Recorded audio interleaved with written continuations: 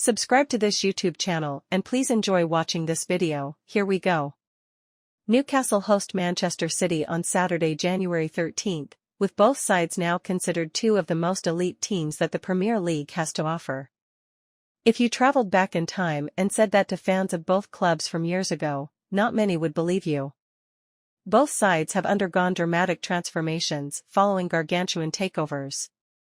City, having been purchased by Sheikh Mansour in 2008, have spent big bucks and have become one of the juggernauts of English football, but although they might be one of the most successful teams of the 21st century under Pep Guardiola, it's easy to forget that they were used to finishing in the bottom half of the table.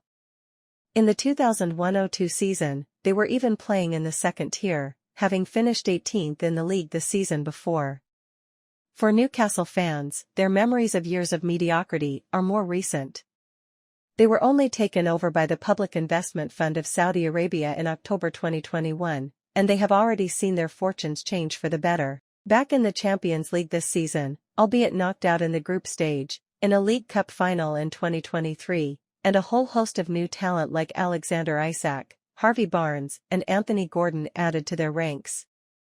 With many stars expected to take the field on Saturday, it's easy to forget what both teams in action once were. So, ahead of the game, let's take a look at who lined up for both City and Newcastle in their final matches, before their famous takeovers changed everything. Man City's final team, before 2008 takeover. City beat Sunderland 3-0 to welcome in new owners. After disappointing 15th and 14th place finishes in 2005-06 and 2006-07, City had shown signs of progress in 07-08 by finishing in the top half of the table. And while they would drop down from 9th to 10th the following term, it would be what happened away from the pitch that made headlines. City's final match before their takeover came on August 31, 2008, as they beat Sunderland 3-0 away from home under Mark Hughes. Not even 24 hours after, Sheikh Mansour bought the club, changing its trajectory and the career paths for several players. Some of those who started the match against the Black Cats would remain key presences for years to come. Hart, for example, lined up between the posts that day and would remain the club's number one until he was unceremoniously removed by Guardiola. Future club captain Vincent Kompany was also included in the team that day. Now regarded as one of the club's best ever players, he certainly acted as a bedrock for City's success moving forward. A few, however, were hardly the key players that the aforementioned duo would become for City. Dedram Korluka started as right back that day, his final appearance for the club before he was sold to Tottenham, while Michael Ball started on the opposite flank. The defender left in the summer of 2009, bringing an end to a disappointing two-year spell in Manchester. But an iconic duo lined up at centre-back that day, with Micah Richards partnering Richard Dunn. The former was certainly a talented prospect, but he had his City career derailed by injuries and the subsequent arrival of Pablo Zabaleta, with Richards departing the club in 2014 for Fiorentina on loan in search of regular football. Dunn, meanwhile, would only have 1 year of football under City's new ownership. He would leave for Aston Villa in 2009, having made 352 appearances for the Citizens. Neither man was perhaps the incredible player that you see in Ruben Dias or John Stones today, but you can't think of City in the 2000s without one of these names coming to mind. Moving into midfield, there was some serious talent alongside Kompany. Stephen Ireland started on the right against Sunderland and scored on the day. He would be named the club's player of the season in 2009, the same year he outclassed Lionel Messi. He'd remain at the Etihad until 2010 before moving to Aston Villa, and would even end up on loan at Saturday's opponents, Newcastle, in 2011. Dietmar Hamann and Michael Johnson played next to Kompany in the middle that day, while talented winger Sean Wright-Phillips, who scored a brace during the match, started on the wing. Up front, however, was new signing Joe, who failed to live up to expectations after arriving from CSKA Moscow. Now regarded as one of the biggest flops in Premier League history, it's safe to say that City certainly upgraded with Sergio Aguero and then Erling Haaland.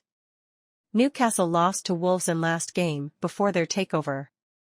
7 players remain from that starting lineup.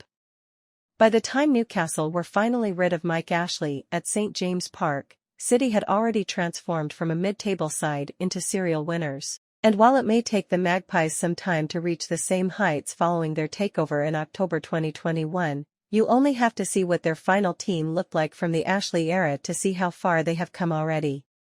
The Geordie boys, managed by Steve Bruce at the time, took to the field against Wolverhampton Wanderers on October 2, 2021, just days before their takeover was announced. The match ended in a 2-1 defeat for Newcastle, and it's safe to say that the new owners were not afraid to trim some of the deadwood from that team, including Bruce, who was sacked after the following game against Tottenham. 7 players from that team remain at the club to this day, although some of them barely get a sniff of action anymore. Goalkeeper Carl Darlow, who never managed to make the starting spot his own during his time at St James Park, started between the posts, and he only left the club in the summer of 2023 for Leeds United. 2 of the backline from the Wolves game continue to ply their trade in the northeast of England, although neither are regulars in Eddie Howe's current setup. Javier Manquillo, right back on the day, remains at the club but hasn't played any football at all this year, while only featuring in 6 games in 22/23. Matt Ritchie played on the opposite flank against Wolves and is a slightly more familiar face, despite only being a backup nowadays. Centre-back pairing Federico Fernandez and Kieran Clark are long gone, with the duo now at Estudiantes and Stoke City respectively. It's fair to say that Sven Botman and Fabian Schär are both far superior to the aforementioned defenders.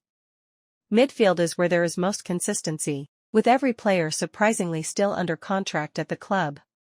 Miguel Almiron started on the right against Wolves that day, and has had a huge resurgence under Howe. Not many fans would have predicted him to score in the Champions League for the Magpies back then.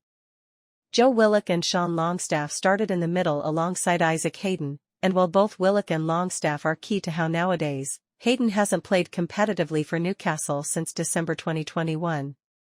He is still on the club's books, but he is currently on loan at Standard Liège. Joelinton played off the left in the final match of the Ashley era.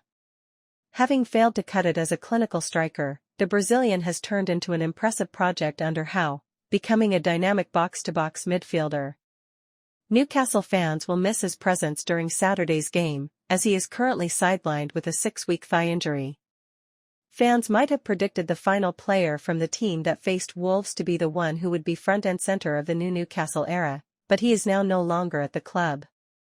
Alan Saint-Maximin, who led the line that day in October 2021, possessed lightning-quick footwork and struck fear into the heart of any defense. Yet his fitness issues led to the club cashing in when Saudi Pro League side Al Ahly came calling, with the Frenchman moving on for a £23 million fee in 2023. With Alexander Isak and Callum Wilson now leading the line, though, Newcastle have found more than adequate replacements. Given that the likes of Haaland, Kevin De Bruyne, Isak and Bruno Guimaraes are likely to play on Saturday afternoon, both clubs have come some way since their new owners started pumping the cash in. God knows where both sides would be had their mega-rich owners not come along to change their fortunes. Let us know what you think about the entire thing, in the comments section below.